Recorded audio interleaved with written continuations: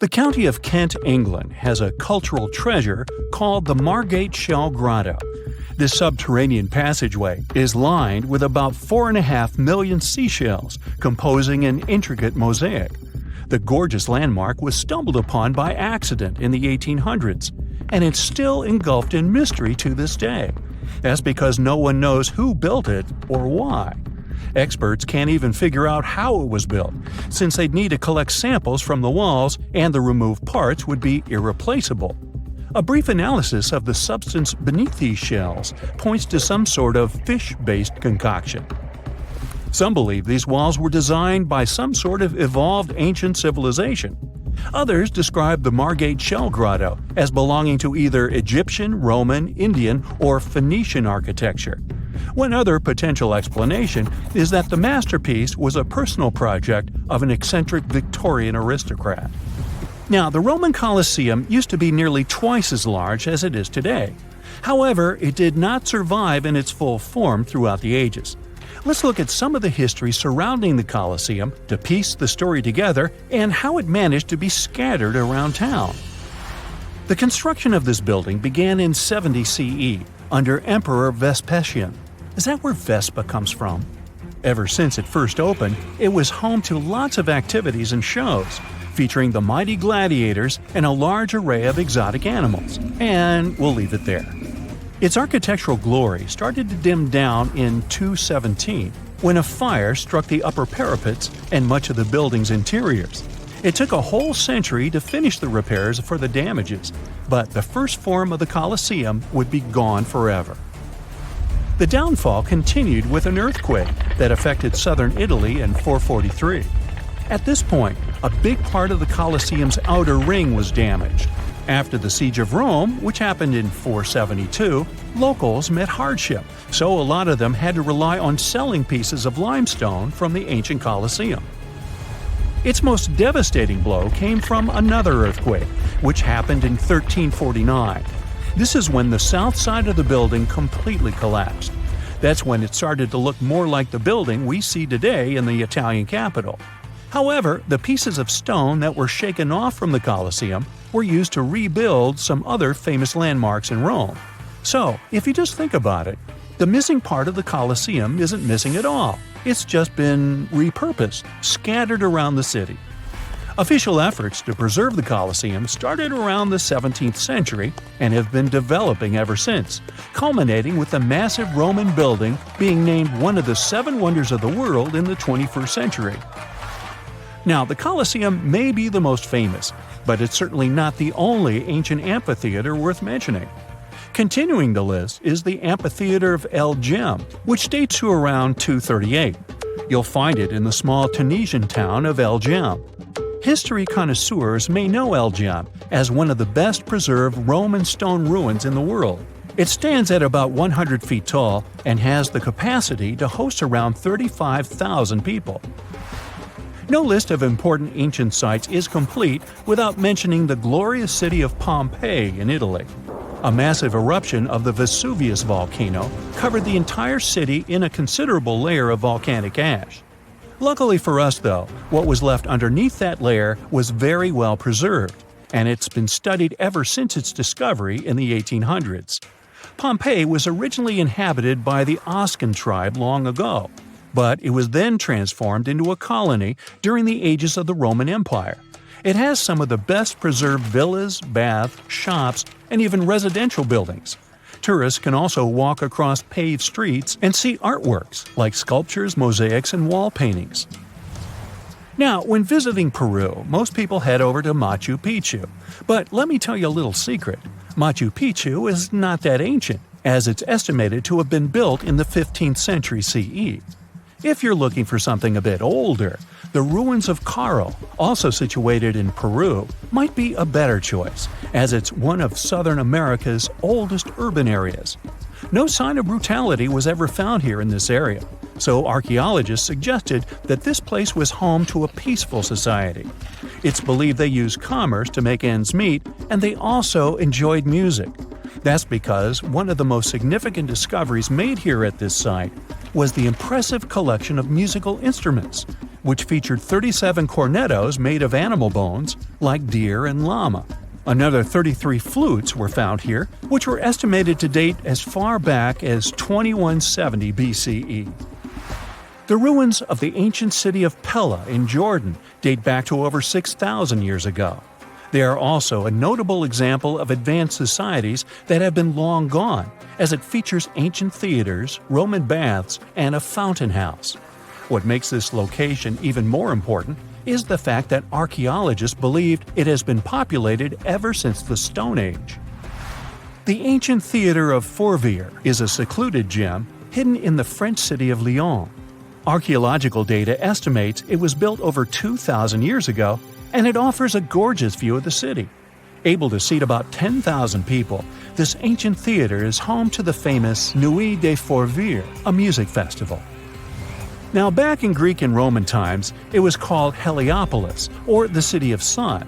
These days, Baalbek features a temple complex that's home to two of the biggest Roman temple ruins, the temples of Bacchus and that of Jupiter. Should you want to visit it, you'll need to head over to eastern Lebanon, where these temples are wonderfully preserved to this day. We do know they date back to about the 2nd or 3rd century. The Ellora Caves in India are said to date back as far as 600 CE, and they stretch across more than a mile. Located in the state of Maharashtra, here's where you can visit a rare array of 34 temples, which were intricately carved out of the mountainside. They're filled with delicate works of art like paintings and sculptures.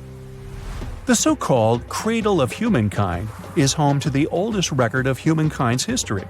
It's found near Johannesburg in South Africa and features some of the oldest hominin fossils ever discovered. Here you can find roughly 40% of the world's human ancestor fossils. One interesting fossil is that of an Australopithecus africanus called Mrs. Please, who's estimated to have lived around 2.5 million years ago. Fun fact, they even let you have a wedding here. Another temple complex that goes back to the 10th century is Kol Kir, and this one is in the jungles of Cambodia. The journey to reach this ancient site is not easy, and most tourists prefer to use tuk-tuks, a 3-wheeled taxi to get there. The most important monument here at Kol Kir is named Prasat Tham. Only a limited number of tourists are allowed to climb the staircase to the top to reduce their exposure to damaging elements. But the views are worth it if you don't have a fear of heights. You'll see about 40 inscriptions that go as far back as 932. A lot of monuments from the complex aren't open to visitors, since they are still hidden in the forest and the area is not safe. It's hard to imagine that this site used to be the location for the biggest trading center in the world back in the 3rd century. However, since the ruins of Volubilis are some of the best preserved in the world, they can still paint us a pretty accurate picture. With its majestic House of Commons and the triumphal Arch of Caracalla, Volubilis was the farthest city of the Roman Empire and a key location for the Kingdom of Mauritania. It would have been in an even better location if it weren't for an earthquake that happened in the 18th century. If you ever want to check it out, be sure to head to Morocco's Fez Meknes region. Hey, check it out! You could technically live in the Eiffel Tower if you don't mind residing in a small apartment. Gustave Eiffel designed the tower to feature a private apartment for himself right at the top of the construction. He left the place all neat and tidy with all the necessary furniture. These days, the apartment is home to 2 mannequins, that of Eiffel himself and his equally famous friend Thomas Edison. A sneak peek at the apartment is available for tourists who purchase a ticket to the top of the tower. If you ever pass through Trafalgar Square, you'll surely miss London's smallest police station, since it's hidden beneath a lamppost. The reason why it was placed there back in 1926 was to let police officers be close to public rallies. They happen quite a lot in that area. Some even said it used to have a direct phone line to Scotland Yard. It's now used as a cleaning station, so there isn't much to see there apart from some mops. Grand Central Station, one of New York's busiest, has a great hidden activity for travelers. There are tennis courts available in a secret space named the Annex. This area used to host a lot of different things back in the day, from a recording studio to an art gallery. These days, though, the location is known as the Vanderbilt Tennis Club and can be visited by the public.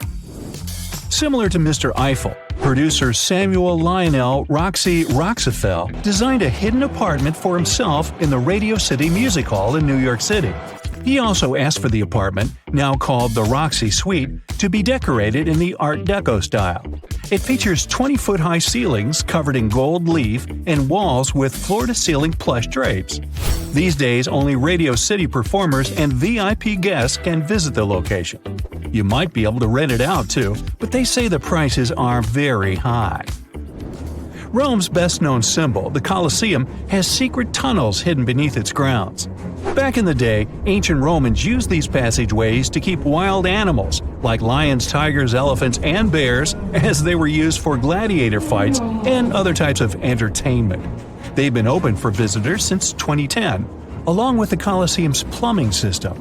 It was quite the technological advancement for the time, featuring drinking fountains and even toilets. There are some people that have criticized the opening of these secret tunnels. They believe it might affect the building's structure, given the huge traffic of visitors. The Empire State Building is said to have 102 floors, but that's not true. It actually has a secret 103rd floor. The way to access it is through a hidden staircase located on the 102nd floor, but it's mostly available for the building's engineers and celebrities from time to time. That's not all. The 103rd floor leads to the Empire State Building's capsule. It's the building's famous dome. One of the most famous American landmarks features a mysterious hidden chamber. If current records are true, there's a secret room behind Abraham Lincoln's head from Mount Rushmore. It was meant to keep relative artifacts and documents of American history, like the Declaration of Independence and the Constitution. We now know these important documents are kept in another location, and the Mount Rushmore room remains inaccessible to the public to this day. Like maybe it's a video game room for park rangers. Or not. Completed between 2550 and 2490 BCE, the Great Pyramid of Giza is the last remaining of the seven wonders of the ancient world. Constructed as a resting place for the 4th dynasty Egyptian pharaoh Khufu, it was thought to feature the Grand Gallery, the King's Chamber, and the Queen's Chamber. But that's not all, as recently a secret room was discovered here. Dubbed the Big Void, kind of like my head, this huge space is nearly 100 feet long. Its main purpose is still up for debate, but some archaeologists believe it was used as an internal ramp to help build the massive structure. Cinderella Castle is the main attraction of Disney World in Orlando, Florida, in an area called the Magic Kingdom. It does have a hidden room of its own, dubbed the Cinderella Suite. The suite was originally intended to host Walt Disney himself and his family. He passed away in 1966, and he never got to see the final result. It was finally finished in 2006, and ever since, it's only been open a limited number of times and only for visitors invited by the Disney company. Grand Central isn't the only station with hidden features. Italy has its own Milano Centrale, the country's second-largest railway station. More than 320,000 passengers pass by these walls every day. But most of them never notice the closed doors on the sidewall of the station leading to the Royal Pavilion, a fashionable area designed as a waiting room for the royal family. The pavilion features 2 grand halls divided into 2 floors with luxurious furniture, styled marble, all decorated with royal sculptures. Now, even the Statue of Liberty has a hidden room. Try to guess where it is? It's in the torch of the statue. Now, unfortunately, it's not available to the public ever since it was completely closed back in 1916. A camera was placed here back in 2011 to allow people to enjoy live streaming of the panoramic view. A statue of Leonardo da Vinci, located at Rome's Da Vinci Airport, was first unveiled back in 1960. It recently went under renovation. One of the workers made a mysterious discovery during this process: a small hole somewhere in the middle of the statue at about 30 feet. When it was carefully opened, 2 parchments were found inside. Written in classical Latin, the first document told the story of the area that now houses the airport. The other one provided a list of people who attended the inauguration of the statue. The U.S. Supreme Court in Washington, D.C.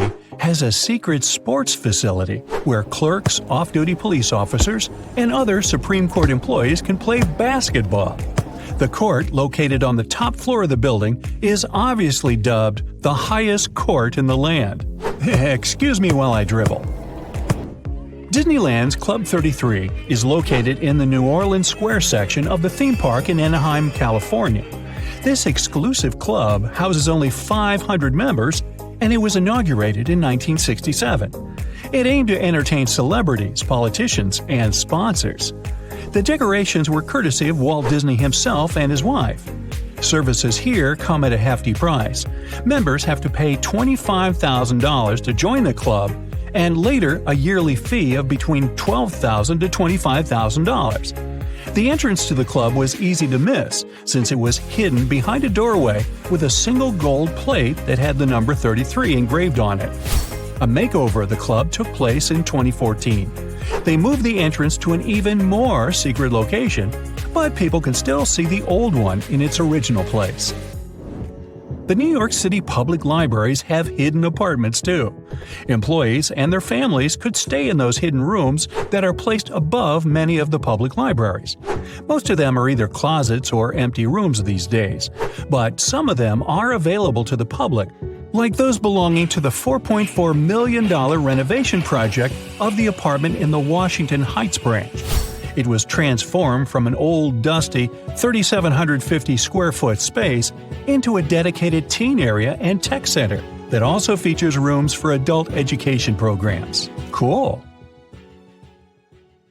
What if I told you you just won a round-the-world trip to visit the planet's most famous landmarks? Nice, right? But there's a catch. You might be visiting them for the last time in your life. That's because these landmarks are threatened to disappear during your lifetime. Yikes! Ah, Paris, the city of love. For our modern eyes, it's hard to imagine the city without its most famous landmark, the Eiffel Tower. But it wasn't always there, of course. Gustave Eiffel, the tower's architect, was commissioned to expose it during the 1889 World Fair. But the so-called Iron Lady was only meant to stand for 20 years. After that, it was going to be demolished, except that, this plan was never implemented. The tower wasn't taken down because of an antenna built on top of the tower, and it conducts wireless signals. But there's a problem. The Iron Lady is made of iron. And with time and bad weather, which Paris happens to get a lot of, iron deteriorates. It rusts, and this rusting makes the iron weak, up until the point where it can crack. And if a tower that is made purely of iron starts to crack, you know what this means. No more selfies eating croissants in front of the famous Tour Eiffel. Apparently, French authorities are aware that this is happening, but instead of repairing the whole tower, they're kind of just painting over the rust. Your next stop is in beautiful Rome. You are here to visit, you guessed it, the Colosseum, one of the world's most visited monuments. The gladiators used to put on shows there. Well, you might as well say arrivederci to it while you can. Like a lot of ancient monuments, the Colosseum is in danger of disappearing. It survived for almost 2,000 years since it was commissioned by Emperor Vespasian. But due to yearly exposure to harsh weather, the monument is getting weaker. The problem here is mainly snow. When snow falls upon the Colosseum, the freezing water infiltrates the cracks of the rocks and makes them bloat. You know, like when you put a soda can into the freezer and the bottom pops out? I know, snow is a kind of infrequent visitor in Rome, but even rare below-zero temperatures can damage the Colosseum seriously. And since we can't control the weather, who knows how long we'll get to see this beauty around? After hopping on a red-eye to India, you arrive at the unique Taj Mahal. It's even more mesmerizing in person than it is in pictures. The Taj is one of the 7 wonders of the modern world. But why is it at risk of disappearing, you might ask? The monument was finished way back in 1643. It was made with pristine white marble as a gift from Emperor Shah Jahan to his beloved wife. But if our white shirts get dirty just by stepping outside the house, imagine an open-air monument that has existed for over 4 centuries. The Taj Mahal is located in the city of Agra, right beside the Yamuna River. Over the years, the region has become very polluted, and all of this pollution is helping to destroy the Taj. India's Supreme Court has been on the case for many years now, and they say the monument is turning greenish and brown. So, high authorities decided that either the local government restores the Taj Mahal completely, or they'll shut it down, or worse, destroy it. For the good of humanity, I hope they decide to restore it already. Otherwise, we'll be down to only 6 wonders. Finally, you've made it to South America. More specifically, you're now in the mountainous country of Peru. If you're not used to such high altitudes, you might get a little dizzy. But it's worth it to see the mesmerizing Incan ruins of Machu Picchu. The city is located at over 7,000 feet above sea level, and no one knows how the Incas built such a sophisticated village. That's why the site attracts around 440,000 visitors every single year.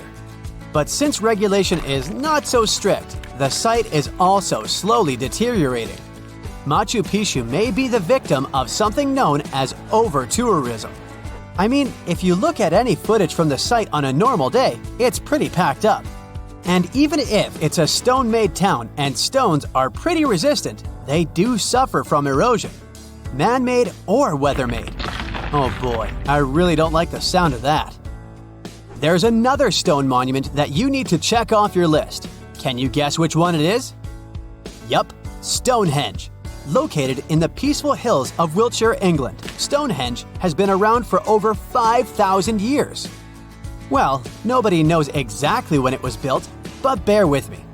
If the only cause for disappearance would be erosion, then it would make the monument millions of years before it disappeared. But that's not the case. Since 1995, there have been multiple proposals from British authorities to build an underground tunnel that connects southeast and southwest England. The thing is, the tunnel passes underneath Stonehenge, and it might rock the site's foundation. Get it? Rock? Anyway, since the project was suggested, local supporters of the monument have found a Save Stonehenge alliance to keep the monument safe. They strongly believe that any enterprise, such as this tunnel, will severely harm the site. Egypt. This time, to arrive at your destination, you travel in style. And by that, I mean camels. Just for the photo op, of course. But why are you here? You came to check out the Great Sphinx. You know, the one with the broken nose? The Sphinx was also built way back in the day. Try over 4,000 years ago. And back then, they used what they had at their disposal, limestone. Now, some researchers think that hazardous weather may be damaging the Sphinx's limestones. You see, they're very porous types of rock, so water easily infiltrates inside of them, making erosion stronger and faster. But water is also coming from down below. Unlike the pyramids of Giza, the Great Sphinx was carved directly from the bedrock. And right underneath the monument, there's a riverbed, which also infiltrates into the Sphinx, making it weaker. Fingers crossed that Egypt doesn't get a lot of rainfall in the next few centuries. I hope you brought your swimsuit because it's time to dive deep into the Dead Sea. Except that you probably won't get too deep. You know, since there's so much salt in the water that you basically only float. Fun fact, this sea is 10 times saltier than the ocean. It may be a little ironic that the Dead Sea is at risk of actually perishing, but it's true. The lake level is dropping 4 feet every year. It has to do with one of the sea's main tributaries. A tributary is a river that flows into a much larger body of water. The thing is, the region is not so rich in natural water, so some of the local authorities ended up diverting small tributaries for basic human uses. But since every action has a reaction, the Dead Sea is now facing some difficulties.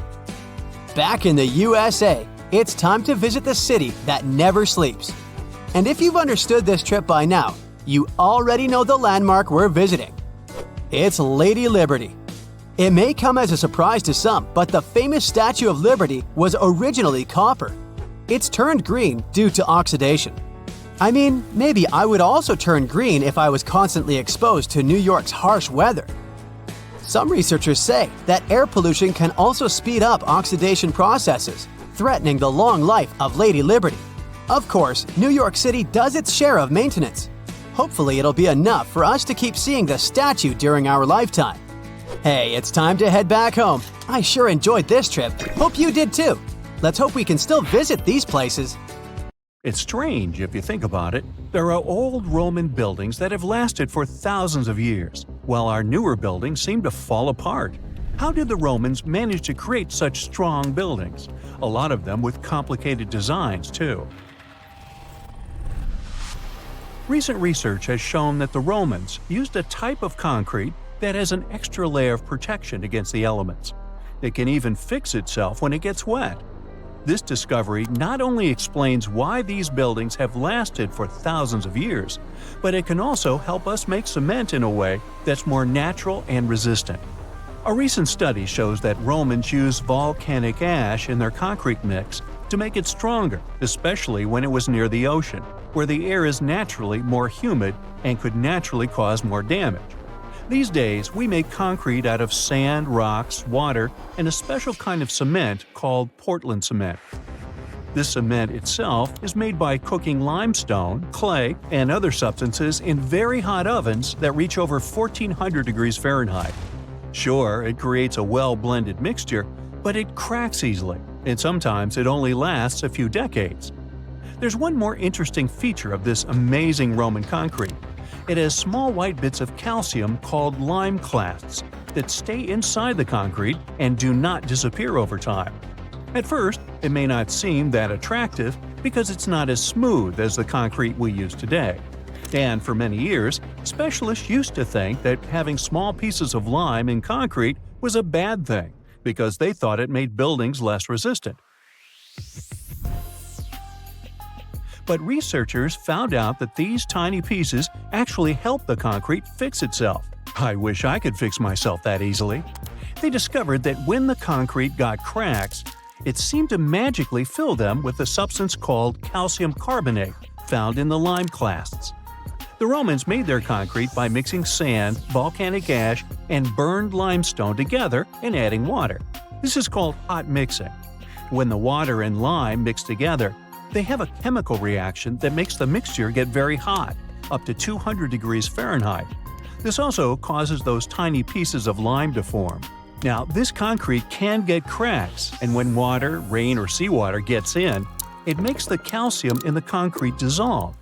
The calcium then sticks to the cracks and makes them close up, kind of like a scab. Of course, researchers had to test this method, and they made concrete as the Romans did. Shortly after, they cracked it here and there. They placed the cracked concrete under water, and after 1 to 3 weeks, the cracks were gone. Safe to say, this didn't happen with concrete made using modern methods. Now, the Romans didn't know the science behind making their concrete strong, but they found a good recipe by trying different things over a long time period. Ancient records show that they used this recipe to build strong structures, especially for ships, and continued to use it once they found it was successful. Now, not all Roman buildings made it to the 21st century in perfect condition. The Colosseum, for instance, one of the most famous Roman constructions in the world, used to be nearly twice as large as it is today. It sustained a lot of damage throughout the ages, reaching the form we've come to know today. Let's not forget, it's a pretty old building to begin with.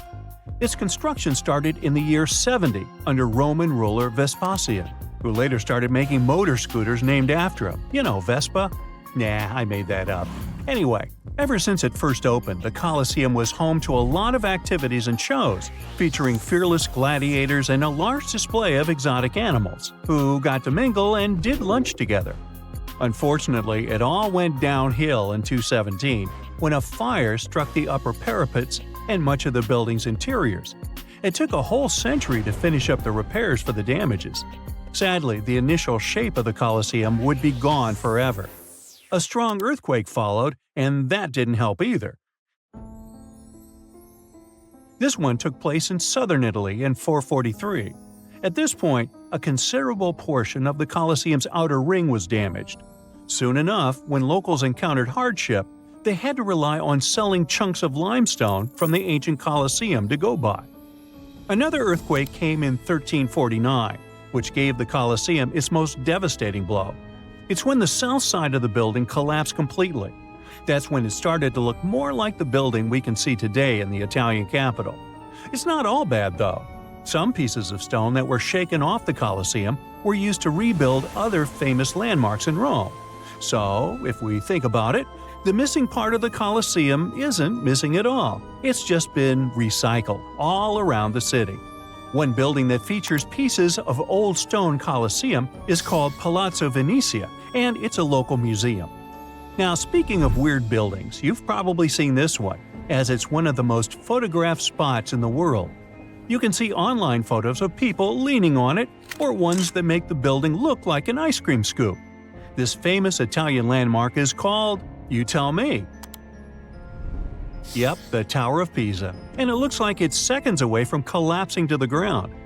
Now, should you ever want to visit, you'll need to head over to this Italian city with the same name, Pisa, near the Square of Miracles. Now, weirdly enough, this building is more famous for its awkward incline rather than for its history or purpose. Back in 1178, when the construction of the tower was still not completed, people realized that the building was starting to lean over, and that was before they had reached its third floor. They soon figured out it had nothing to do with the building plans or the materials they used. It was all happening because of the mushy and shifting soil which was beneath the construction. These days, we know that placing a building on top of soil made of clay, fine sand, and shells isn't the best idea. But back then, people didn't know how to figure that out before building something. Now, fast forward some centuries, and it became clear that this 180-foot tower isn't just leaning, it is falling, and at a considerable rate of about 0.08 of an inch per year. Well, that may not sound like a lot, but multiply that by hundreds of years and, well, just look at the pictures and you'll understand. This leaning tower is more than 16 feet off its axis in the present day. So how come it hasn't fallen over altogether? Well, because of physics mostly. Its center of gravity continues to be located within the base of the structure, so it's pretty grounded. It's also been continuously watched over by local authorities to make sure they protect this unique building for as long as possible. The Pantheon is another great example of the way Romans understood architecture. It's also located in Rome and was initially built as a temple. The construction itself was made from concrete with different thicknesses and has an interesting shape too.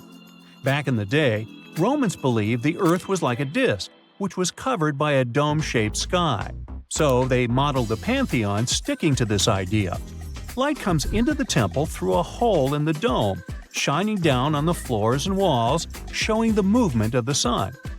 It's also one of the best preserved ancient Roman buildings. It's no wonder many other buildings have been made to look like it.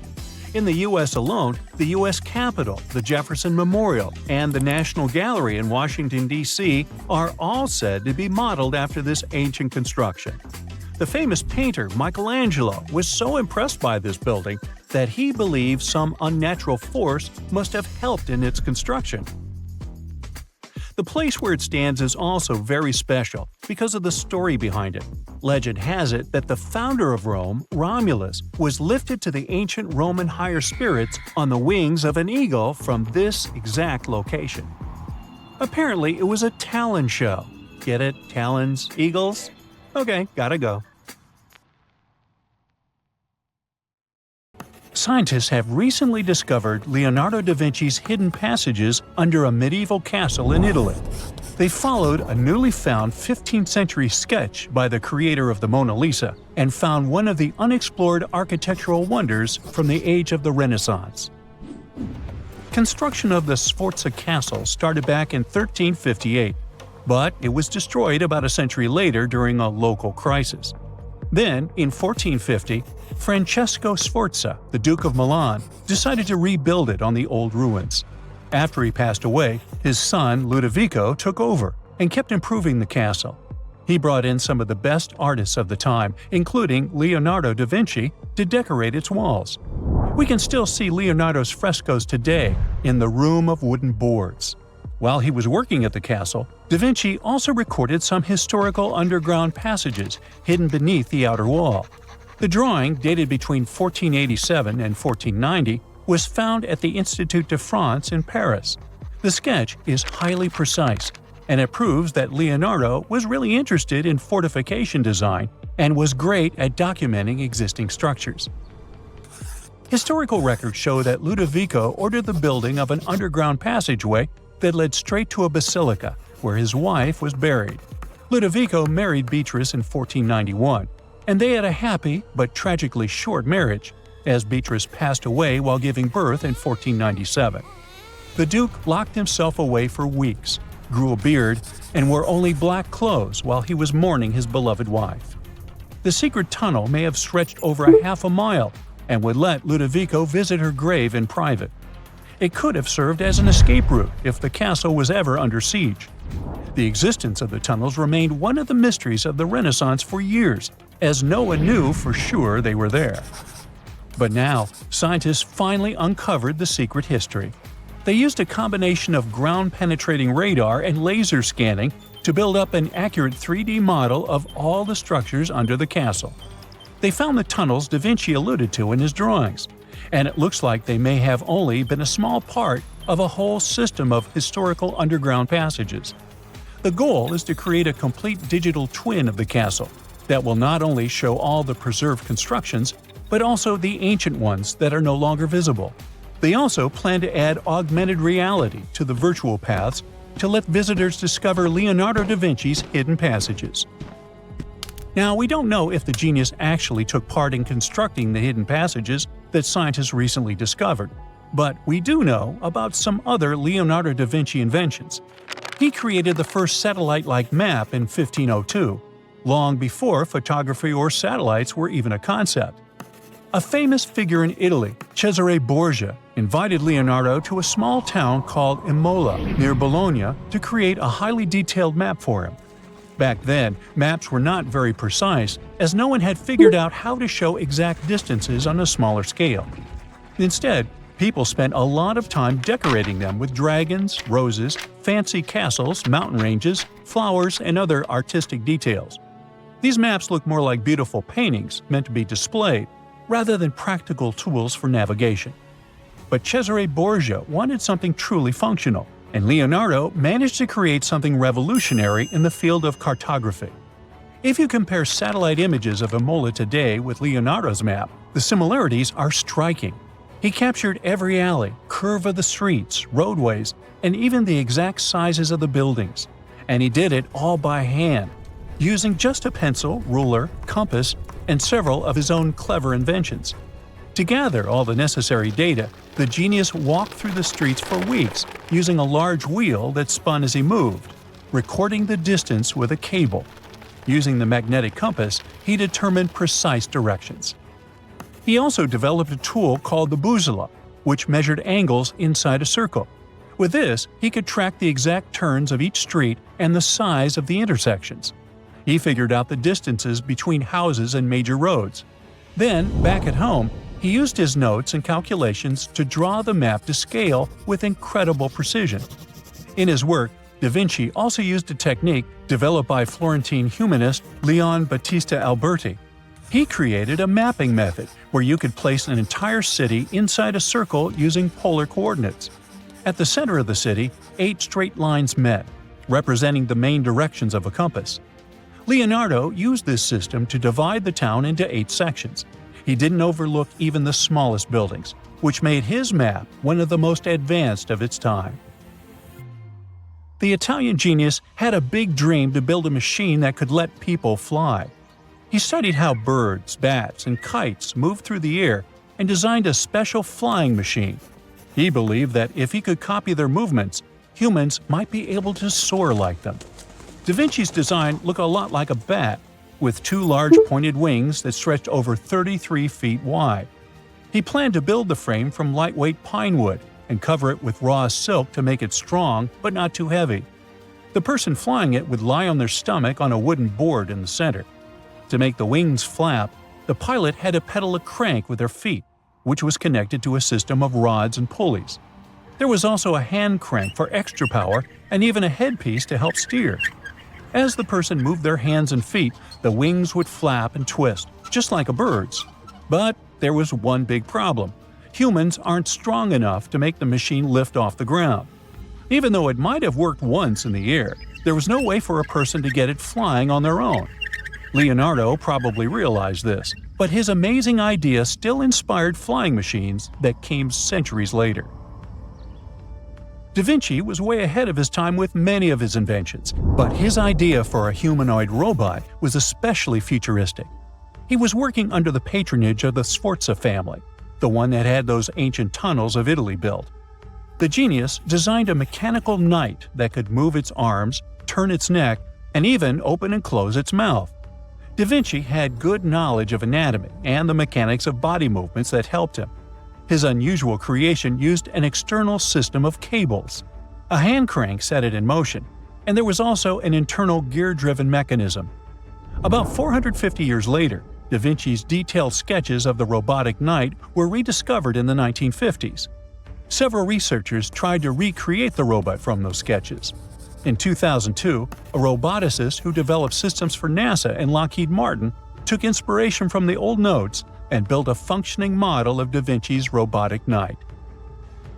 Another design Leonardo created for Duke Sforza was a special kind of bridge that could be taken apart and carried easily. It was made for defense forces who needed to cross rivers or moats while traveling. This bridge would swing across the water and land on the other side. It had wheels and used a rope and pulley system, so it could be set up quickly and packed away just as fast. To keep it steady, it even had a special weight to help balance it. Leonardo wrote in his notes that the bridge was light yet strong, and he designed several bridges like this for the Duke. One of his other designs was a bridge that could be built very quickly, and the defense forces would move across multiple rivers. As scientists continue to study Leonardo da Vinci's hidden passages, they reveal new chapters in human history. Who knows what other unexplored architectural structures they will find? Okay, what if I tell you that the extraterrestrials we all imagine as little green men may actually look like very normal Earthlings and chill in Europe? This is the Iberian Peninsula, and people living there are under suspicion. Ooh. Here's the reason. Somehow, parts of the most important artifacts that the Iberian civilization called Treasure of Volena are made of metal that simply can't be found on Earth, because it's metal from a meteorite. Now let's tackle this step by step. This is the artifact itself, and it's composed of 59 different objects. Bowls, bottles, and bracelets. Is there a pattern there with all those bees? In total, the find weighs around 20 pounds, of which 18 pounds are 23.5 karat gold. Now, if you're not a metal specialist, I'll clarify it for you right away. For comparison, 23 karat gold is 95.8% pure gold, so 23.5 karat is even purer. The remaining percentage goes to other metals to help add strength and durability to the precious alloy. There was also silver, iron, and amber in that set. The artifact could have been pretty straightforward, but for these two, let's call them imposters. Look at this wrought iron bracelet and this hollow hemisphere. Can you see that? Those rusty lines on the hemisphere and the overall weird color of the bracelet do stand out, since everything else is made of purest gold. This all started back in 1963, when a researcher noticed a dark leaden metal among the shiny bowls and bottles. The metal was shiny in some areas and covered with a ferrous-looking oxide that was mostly cracked. Now, just so you understand, gold does not usually act this way. Gold is one of the least reactive of all metals, so it won't even tarnish, let alone rust. To figure out where this suspicious iron came from, researchers turned to mass spectrometry, which checks out the mass-to-charge ratio of molecules. Their findings showed that the nickel in the iron is similar to that found in meteoritic iron. Simply put, The bracelet and the hemisphere are of extraterrestrial origin. Ooh. Now, the exact age of the trove is hard to determine, yet it's crucial. We need to know the exact age to see if it coincides with the start of the Iron Age in the Iberian Peninsula. If it does, then no further questions here. But if it doesn't, well, it's, at the very least, weird, if not suspicious. So there's this three-age system. It comprises the Stone Age, then the Bronze Age, and then the Iron Age. The Stone Age is of no importance here, so let's compare the Bronze and the Iron Ages. The Bronze Age began when it was realized that combining copper and tin produced a material that was more durable than either metal alone. This era was all about major upgrades in tools and weapons, but two standout inventions were writing systems and the wheel. Then came the Iron Age. This time was all about slowly bringing iron into everyday life. Iron was way easier to shape into cool designs than bronze. Now this was a big deal, because iron, especially transformed into steel, provided significant improvements in all aspects of life. Tools became lighter, cheaper, and stronger compared to their bronze equivalents. You get it? Good. So researchers have long debated whether the treasure dates back to the post-Argaric era or the latter part of the Bronze Age. The most recent study claims that those artifacts were created in 1400 to 1200 BCE, and something really doesn't add up. First off, the Iron Age began around 500 years after these artifacts were crafted. Plus, ancient craftsmen couldn't know back then how to work with metals that landed on Earth approximately 1 million years ago. And while the dates are really hard to explain, there is a logical explanation for the craftsmanship. The theory here is that those metal workers simply had access to the fallen meteorite, and thus, they could study it well and discover its properties before using it for decorative purposes. They could have figured it out through trial and error, and once they knew exactly how to work with this extraterrestrial metal, they proceeded to adorn the artifacts with it. Plus, there were the Phoenicians, who contributed to their craftsmanship. Now, it's true that the Iberian people have been processing metal and making pottery long before the Phoenicians settled on the peninsula. But the arrival of new metalworking techniques and the introduction of the potter's wheel enabled them to produce better quality goods much faster than before. So, we figured out the extraterrestrial origins of the Iberian artifacts. But guess what? This area is still under suspicion. The reason for that is the language they spoke. You see, for most modern languages people use today, there will always be some proto-language. Say for Italian, Spanish, and French, it's Latin, hence their similarities. But wait, Iberian was largely spoken where modern Spain is, so why isn't Spanish similar to it? Well, the truth is, no language today is similar to the Iberian. Maybe only the Basque language, but it's because of some similarities found in their numerical systems. Basque is classified as a language isolate, or simply unrelated to any other known languages, and the only language isolate in Europe. The Iberian language is unclassified. While the scripts written in it have been deciphered to various extents, the language itself remains largely unknown. And look at the alphabet the Iberians had. Looks like it doesn't really belong to our planet.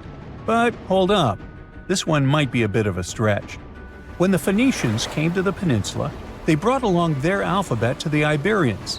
But honestly, the Iberians probably weren't keen on just copying someone else's writing system, so they tweaked it until it looked completely different. Let's just say they took some inspiration and ran with it. While linguists can guess to some extent how most characters sounded, actually translating the language is still completely impossible. The Iberian language was non-Indo-European and faded away over 2,000 years ago. And there aren't any similar languages left to help us out. Super frustrating, right? Yeah. We got over 2,000 Iberian inscriptions from tombs, coins, potteries, lead plates, and even cave wall carvings. But aside from a handful of words, we're totally in the dark about what they mean. Now, if we could understand their language, We might have learnt that they were great thinkers and all, but we can only contemplate the works of art they left. Iberian culture has a lot of amazing stuff made by talented artisans. We're talking about not just metalwork and ceramics, but also detailed sculptures, textiles, jewelry, and other personal bling. But here's the catch. Making all those luxury items depended a lot on a big farming class. At the heart of Iberian society, most folks were involved in farming and taking care of livestock. Depending on where you were, the types of farming varied. For example, up in the north, they were all about growing grains, while down in Valencia, they focused on producing olive oil and other agricultural aspects. In the west, raising animals was the name of the game. Still, we don't have much information about the day-to-day lives of the many people doing this essential work. Yet, on the flip side, we know a lot about the upper class of Iberian society, who control these agricultural resources and hire the artisans. By the 7th century BCE, we start to see a group of Iberian princes who were living the good life, trading with the Phoenicians and enjoying fancy luxury items. You can spot this elite class in their burial practices. Cremation was the go-to method for funerals among the Iberians, and wealthy individuals were often found in cemeteries with all sorts of lavish goods and funerary sculptures that give us a peek into the fashion and hairstyles of the rich. Interestingly, starting in the 6th century BCE, there was a noticeable drop in the number of recognizable burials, which suggests that these elaborate funeral customs became more exclusive to a small elite. Meanwhile, the fate of the majority, farmers, artisans, soldiers, and laborers, who made up a big chunk of the population, remains a bit of a mystery. It used to be a pretty advanced civilization, but it vanished without a trace. Researchers think it could have been due to some massive earthquake, but so far, we don't know for sure. There you are, trekking across a desert on foot. It's hot, you're terribly thirsty, and now you gotta walk around this stupid wall. Wait, a wall in the middle of a sandy, lifeless nowhere? Exactly, a wall in the northern Saudi desert. Archaeologists have just made a super exciting discovery, and what they found was not just a single wall. No, it was a whole ancient walled city that might date back to 2400 BCE. They think this place was home to around 500 people and could have been used for 1,000 years. This discovery is groundbreaking. It means that the area could have been way more advanced than anyone expected. This city was well organized, with different zones for living, towers and strong walls for protection, and different sections for all kinds of daily life. This ancient city, now called Al-Natab, was basically an oasis town, and it's great since it can give us a peek into what life might have been like in this desert thousands of years ago. Apparently, they had clearly separated areas, like residential sections, a cemetery, farmland, and even a town center. This oasis city, found in the Khaybar area, is the first big organized settlement from the 2nd or 3rd millennium BCE that researchers have uncovered in northwestern Arabia. The first surveys show that this town, which covered about 6 acres, had several districts, including the residential area, the cemetery, and the legal one, with courts. The houses were set up in neat rows, all connected by small roads. Those streets kept the residential area separate from the rest of the town. Back then, most people in this region were nomadic herders, always moving around. But archaeologists have been sure that during the Bronze Age, northwest Arabia had small walled towns and oasis centers scattered across it. These connected oasis towns were unique, offering secure places for people to live, store goods, and trade. They started showing the beginnings of urban planning, which hints that people of that time were already starting to settle down and organize communities more seriously. The research team estimated that there were about 50 homes in Al-Natab, but that number could go up to 70 as they keep digging. They think that a few hundred people lived there, and probably one of the coolest things is that some houses went up to 3 stories tall. Built on a slope near a couple of major trade routes, this city was set up in a prime spot. Now, one of the most impressive things about this place is its water supply. The oasis had springs and aquifers, which are underground water sources, and such conditions were perfect for farming. Those water sources meant residents could grow their own food, making the town self-sufficient. The outer walls probably helped control who could enter the town and get access to its resources.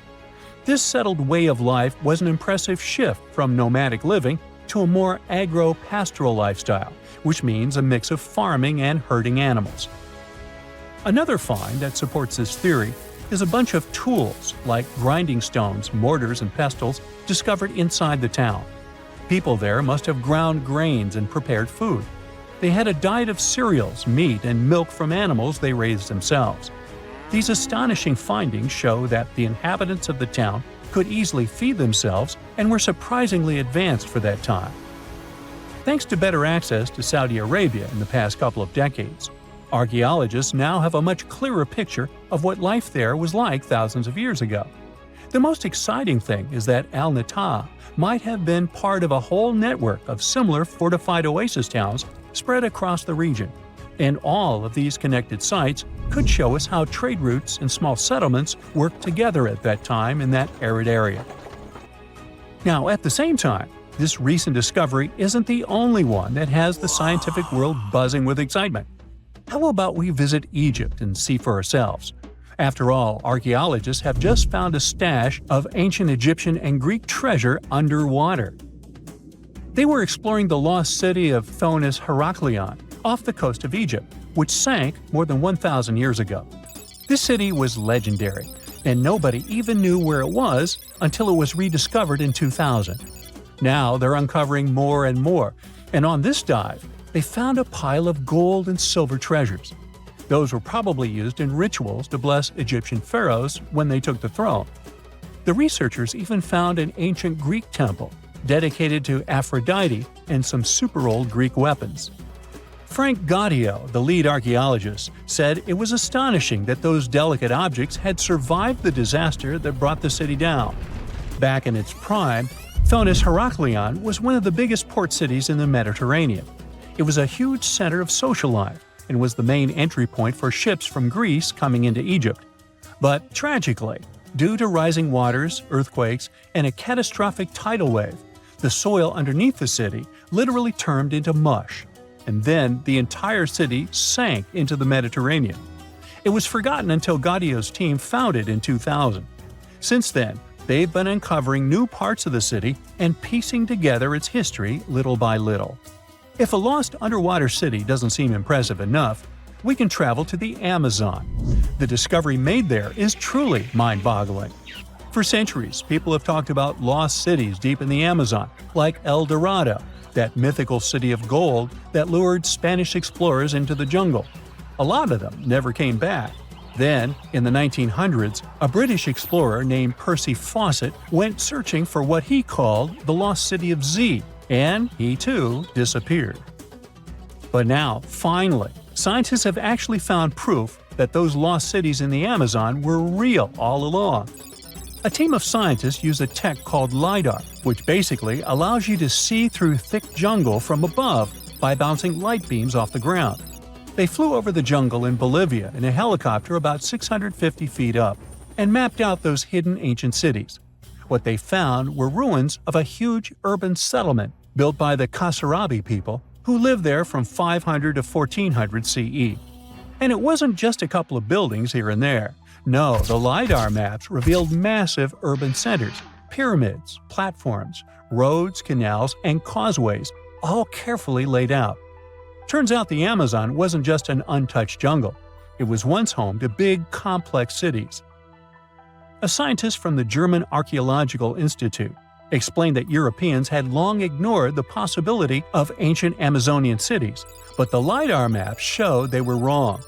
The new maps have revealed 26 sites, including 11 that no one even knew existed. Researchers have discovered two main city sites, Landivar and Kotoka. They had massive moat causeways stretching out like spokes on a wheel, linking the main cities with smaller surrounding settlements. Some of the canals even connected the cities to rivers and a big lake, which allowed water to flow through the area. Over the years, scientists found scattered ruins all over this region. but the thick jungle made it nearly impossible to connect the dots and see if or how they were related.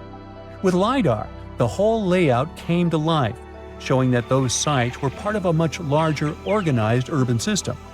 It's now also clear that the sites had a greater meaning, since everything is lined up in a way that could be symbolic of the spiritual beliefs of the inhabitants.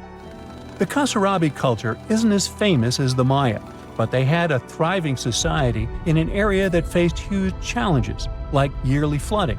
And although the nearby Andes had their own monumental sites, the Kasarabi were doing something absolutely unique. They even had reservoirs to store water, which suggests they might have been dealing with occasional droughts, which is pretty unusual for the Amazon. Actually, those terrible droughts could be why the Kasarabi eventually left their cities around 1400 CE. Strange and amazing items are discovered often, but figuring out what our ancestors were up to is pretty tough. Especially when all you have are just some rusty cups and cave drawings. It's no surprise that even the experts in lab coats sometimes make mistakes. But it's not just about dusty plates and huge stones. Sometimes there's even humans with large heads. So grab your digging tools and let's travel back to ancient times to explore incredible societies that even scientists can't fully explain. Sardinia may look idyllic now, but I'm not gonna lie, I wouldn't fancy visiting it 3,000 years ago. Rumor has it, terrible giants roamed around this island back then. People even talk about finding human skeletons over 13 feet tall there, although nobody's ever shown anything to prove it. But the stories will make you wonder because some weird stuff has definitely happened. In 1974, over 5,000 pieces of broken stone artifacts were found in a part of the island called Monte Prama, but instead of being displayed in a museum, they were locked up in an underground vault for about 30 years. Sounds a bit suspicious, doesn't it? When they were finally displaced in 2005, scientists put the pieces together to find statues of 38 giant men standing 8 feet tall. Not quite as tall as the legendary skeletons, but still pretty huge. It's thought these statues were made by the Nuragic people, who lived on the island a long time ago. Besides giant statues, they also built over 8,000 massive stone buildings. Perhaps Nuragic weren't giants themselves, but they definitely liked their things big. I do too. I like a big number of likes on our videos. That would be pretty great. Thank you if you liked this and subscribed. Now back to the video. You and I are pretty smart, but we might not be the smartest humans ever. Actually, we might not even be the smartest species. Since 1913, some skull fossils found in South Africa have hinted at a possibly smarter contender called Boskop Man. This human-like species might have lived as recently as 10,000 years ago. Their skull suggests they had really big heads, which means their brains could have been 30% bigger than ours. Wow! Their average IQ could have been around 149, making them among the smartest 0.05% of people today. But if a Boskop Brainiac was so much smarter, why are they not around and we are? Well, bigger isn't always better, you know. Our brains are a lot bigger than our ape relatives, mainly in the prefrontal cortex. This part helps with high-level tasks like making decisions, remembering things short-term, and being aware of ourselves. The parts of the brain that handle our senses and movements haven't really grown much. So, maybe the Boskops spent too much time dwelling on the past rather than doing practical things like hunting. But this is all just guessing. We really don't know what happened to these clever cousins of ours. Some people even argue that Boskops weren't any different from us, with the only evidence being parts of skulls. The jungle is huge. Did you know the Amazon rainforest is home to about 30% of all the world's plant and animal species? That's impressive. However, the history of one native species, humans, has long puzzled scientists. The mysterious Kasarabe people lived here for hundreds of years and then vanished around 1400 AD. People thought the Amazon only had a few scattered tribes, but recently we discovered big, unusual shapes in the ground called geoglyphs. These might look like simple shallow ditches, but they're actually the remains of a vast civilization that spread over 5,000 square miles and includes about 450 markings, some as wide as 1,300 feet. That's insane! They likely contained ceremonial buildings and could have hosted up to 1 million people as recently as 550 years ago. Thanks to new technology like LiDAR, which uses a safe laser to map the forest without harming it, we can explore deeper. In 2019, some scans showed miles of raised roads and pathways and even pyramids over 70 feet tall. They found 26 separate settlements, 2 of which were at least 250 acres each. Damn, that's like 330 soccer fields. It's not certain what happened to the Kasarabi people. Maybe European conquistadors drove them out. Maybe the most baffling ancient civilization is one we've never actually found a trace of. Yep, I'm talking about Atlantis, the grand city that supposedly sank into the ocean. The first mentions of Atlantis come from the ancient Greek philosopher Plato, who talked about a great city near the Strait of Gibraltar. But for ages, everyone just thought Plato made up Atlantis as a perfect version of his own Athens. So why, about 12,000 years after it supposedly vanished, do we still wonder if it might be real? Well, in the 19th century, U.S. Congressman Ignatius Donnelly wrote a book giving 13 reasons why he thought Atlantis was more than just a myth. Then, in 1965, some folks thought they actually found Atlantis when they discovered the Richat structure, a massive 25-mile-wide dome in Mauritania, Africa. It's so big that you can see the whole thing from space. 2 astronauts flying over the Sahara Desert spotted this giant eye staring back at them and thought they'd made the discovery of a lifetime. Unfortunately, there's no solid evidence linking this structure to Atlantis.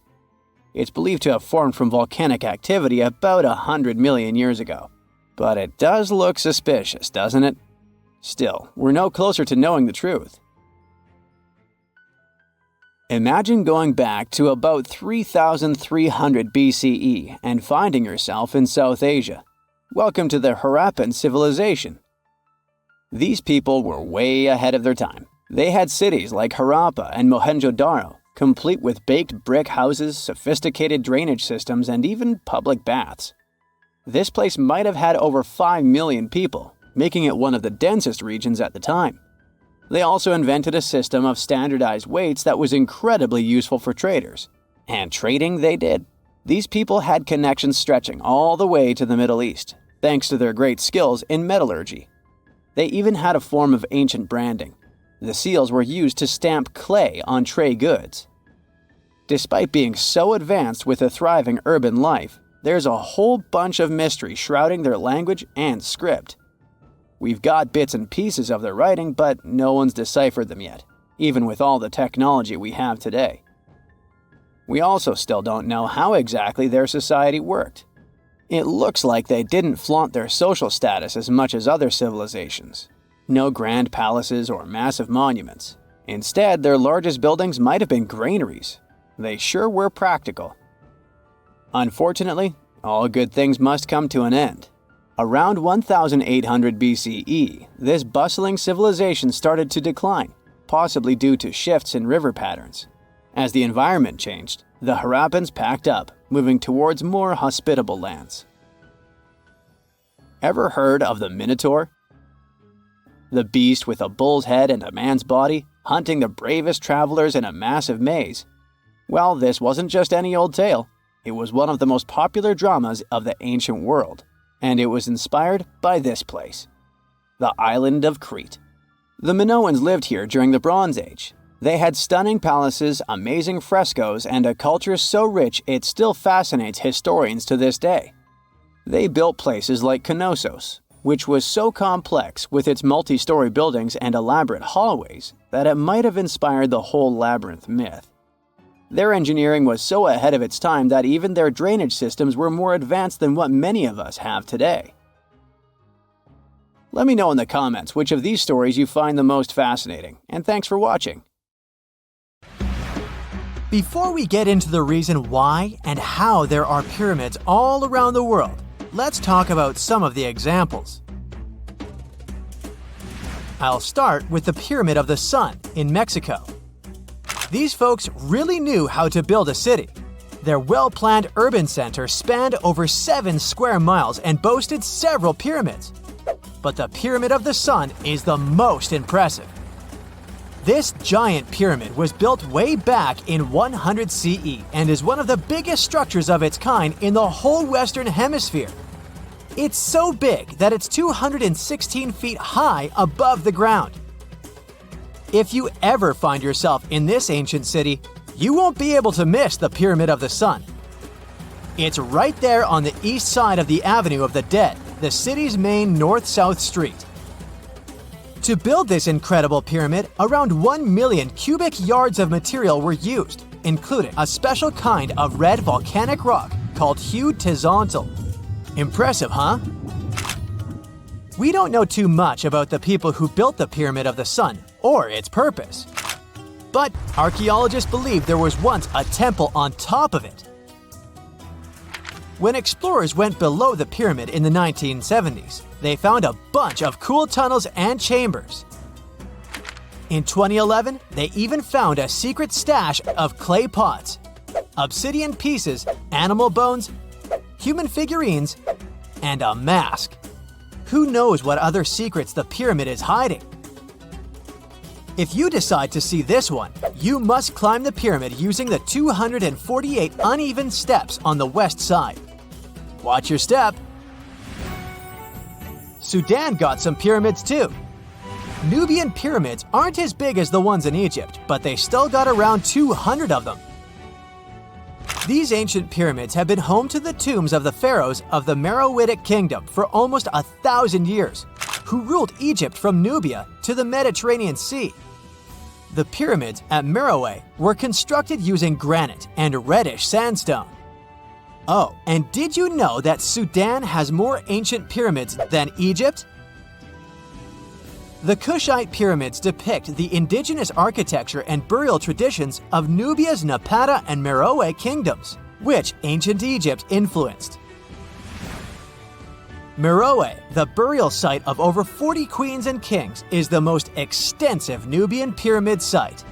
The tomb walls depict mummified royals bedecked in jewelry, their wooden caskets containing bows, quivers of arrows, and other artifacts pointing to the Meroitic relationship and trade with Egyptian and Greek civilizations. So if you're looking for some ancient tombs to explore, you may consider skipping the crowds in Egypt and heading on down to Sudan. Let's fly to Iraq to see some more pyramids. Ziggurats have fancy receding layers and tiered temples. Instead of a smooth exterior, it has tiers like a cake. Perfect for all the important work and rituals that went on inside. You can find these towering structures scattered throughout Iraq and Iran, and they're a real testament to the power and skills of the people who built them. One of the biggest and most impressive ziggurats is the ziggurat at Ur. It's basically a giant rectangular pyramid that stands a whopping 70 to 100 feet tall, with 3 levels of terraces and a temple on top. Can you imagine how many baked bricks it took to build that thing? Try 720,000 for just the lower portion. This particular ziggurat was built for Sumerian king Ur-Nammu. Similar to other ones, this pyramid has been around for thousands of years, so it got a little rough around the edges. Thankfully, the Babylonian king Nebuchadnezzar II and some archaeologists came to the rescue in the 6th and 20th centuries respectively. And now, you can find this near Talil Air Base. The ziggurat at Ur was built in 2100 BCE by King Ur-Nammu for the moon deity Nana. It was the tallest building in the city, and you could see it from miles around. It was like the medieval cathedral spire of its day. People would come here to bring their agricultural surplus and get their food allotments and seek spiritual nourishment. Sadly, the Nana temple at the top of the ziggurat didn't survive, but we do have some blue glazed bricks that may have been part of its decoration. The lower parts of the ziggurat are pretty amazing though. The architects even included holes in the temple's baked exterior to let the water evaporate from its core.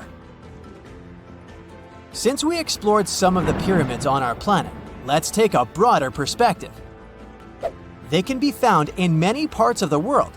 Egypt has over 100 pyramids, double that number in Sudan, and dozens of others are scattered in the Middle East and China.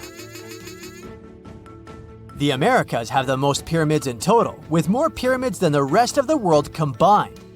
These pyramids are located in Mexico, Guatemala, Honduras, and El Salvador. Time to know more about the evolution of pyramids through history. The oldest pyramid is in Egypt. This pyramid was a step pyramid, which was created by placing one layer of stone on top of another. The pharaoh Sneferu is credited with creating the pyramid shape we recognize today. During his 45-year reign, he built 3 pyramids. His first 2 attempts failed, but he finally got it right with the Red Pyramid, which is considered the first true pyramid. It was Sneferu's son, Khufu, who built the Great Pyramid of Giza, which was the tallest human-made structure on Earth for almost 4,000 years. Latin American pyramids are similar to early Egyptian step pyramids, but they were built independently, with no knowledge of each other. The pyramids in Sudan were built around 700 BCE and are tall but much narrower than those in Egypt. How in the world did all these civilizations build these things without even texting each other? After all, the Aztecs, Mayans, and ancient Egyptians were about as different as possible. But despite their cultural differences, they all seem to agree on one thing: pyramids were pretty cool. Step pyramids are all around the world because they were the most feasible and stable way to build large and tall structures without access to lighter building materials like wood and metal. The triangular form with a square base is the best way to build a sturdy structure, and having a cube structure would require more material for less height. Now, when it comes to pyramid design, the Egyptian pyramids were like giant triangles with a square base, smooth sides, and a pointy top. On the other hand, the Aztecs and Mayans went for a tiered cake look, with steps leading up to a flat platform on top. So, while all these pyramids share the same basic shape, they have their own unique flair. Each group built its pyramids using different materials, techniques, and slope angles. So while they may have been inspired by each other's work occasionally, they were just doing their own thing. Egyptian pyramids had smooth, angled sides that were designed to help the pharaoh's soul ascend to heaven. The Pyramid of the Sun was built over a series of caves that served as a passageway for the deities. The Maya built the temple of Kukulkan in Chichen Itza to honor the deity Kukulkan, usually represented by a serpent. Nicknamed El Castillo, it has 91 steps on each side, plus a platform. That's 365 steps, one for each day of the Mayan calendar. Tell me, Brightsiders, how were pyramids built? To begin with, humans made them, not a foreign race from space that landed on Earth. You see, one thing that all pyramids have in common is that they were built without advanced tools or even the wheel. It took a lot of people to build them, including skilled laborers and architects. For example, it's estimated that 20,000 people built the Great Pyramid of Giza, and it's believed that most of them were skilled laborers.